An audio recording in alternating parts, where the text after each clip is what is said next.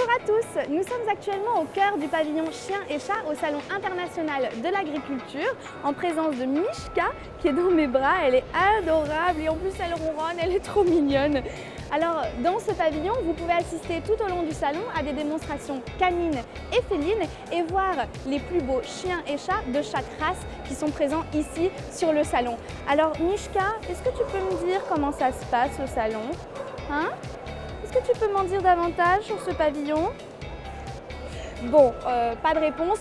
Je pense qu'on va plutôt interroger le commissaire général du concours Chiens et Chats, Gérard Thomas. Allez, on y va. Bonjour Gérard. Bonjour. Enchanté. Moi de même. Merci beaucoup de nous recevoir ici sur le pavillon des chats et des chiens. Alors vous êtes commissaire général du concours des chiens et chats. Est-ce que vous pouvez m'expliquer la présence des chats et des chiens au Salon international de l'agriculture?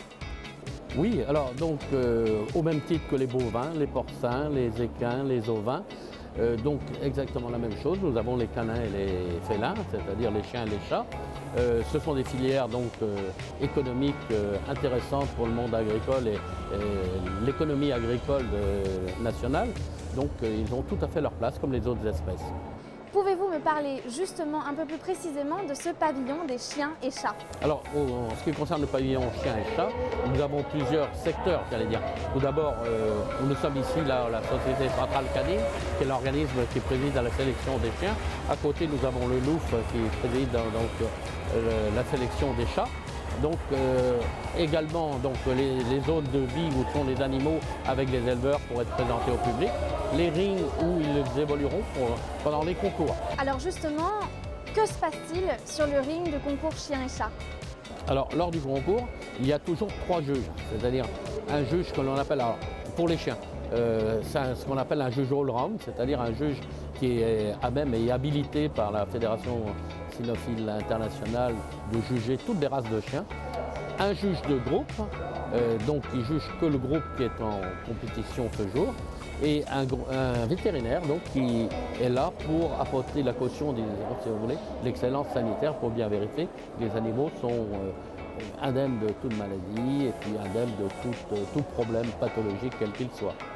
Vous me parliez à l'instant de votre rôle ici sur le pavillon des chiens et chats. Qu'est-ce que c'est justement être commissaire? Alors être commissaire en fait c'est gérer tout d'abord l'accueil bien sûr de ces animaux, mais ensuite sur les concours veiller à ce que ceci se déroule le mieux possible. C'est très vaste bien sûr, se dérouler le mieux possible, donc ça intègre beaucoup de notions. Alors disons que d'abord faire en sorte que les juges travaillent de manière équitable, efficace, donc là pour faire que les chiens se présentent bien, que les animaux se présentent bien, donc ça se déroule selon un protocole bien établi et immuable et qui fonctionne le mieux possible.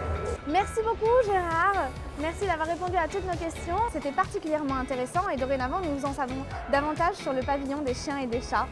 Bien, mais écoutez, nous vous attendons. Eh bien oui, exactement. Merci à vous aussi qui suivez nos vidéos. Nous vous attendons nombreux sur le pavillon des chats et des chiens où vous pouvez voir évoluer les chiens et les chats sur le ring ou tout simplement dans leur espace de vie auprès de leurs éleveurs que vous pouvez également interroger. On vous souhaite une très belle journée. À bientôt.